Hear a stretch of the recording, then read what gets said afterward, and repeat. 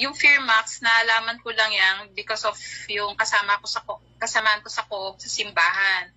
So, that was November. Galing ako, nung nag-message sa akin, meron ang seminar dun sa galeria. At that time noon, galing nasa sementeryo kami, dumiretso na lang ako sa galeria. That was 2019. Doon ko nga naalaman yung Firmax.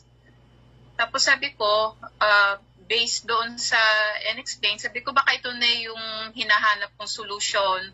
Kasi gusto kong yung pag-intake ko na maintenance, mabawasan o kaya mawala na. Or i-combine ko yung combination ng maintenance at saka ng yung alternative. Yan. By the way, ang background ko pala, no, ako po yung taga Marikina. Nagtapos ng Bachelor of Science in Chemistry. So,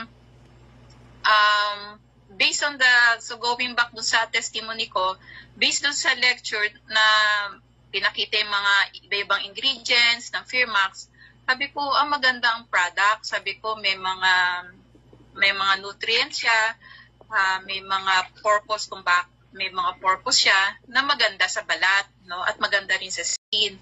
Mas lalo na nag-lecture si Dr. Lea about yung hormonal imbalance. So doon ko in-apply yung mga natutunan ko galing sa health points, tsaka yung mga shinare na about the product. So yung case ko, yung nagkaroon ako dito ng growth or nunal or di ko alam kung warts yun. So I apply yung Firmax using toothpick, using toothpick as my applicator. Ang purpose nun, para yung Firmax nakafocus lang doon sa affected area. So I covered yung surface area ng Firmax para yung surrounding skin hindi matatamaan. I applied mga once or twice a day. Yan. Tapos, yung sa first case ko na ito, nag-flatten yung di ko alam kung mola or warts siya. Nag-flatten siya.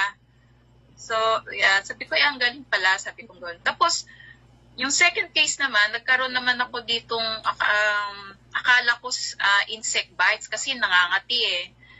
Dito sa bandang left side ko, nang chinek ko, sabi ko, meron siyang parang warts. Sabi ko, makati siya. So, ganun ulit. I use ulit yung toothpick as my applicator para yung makover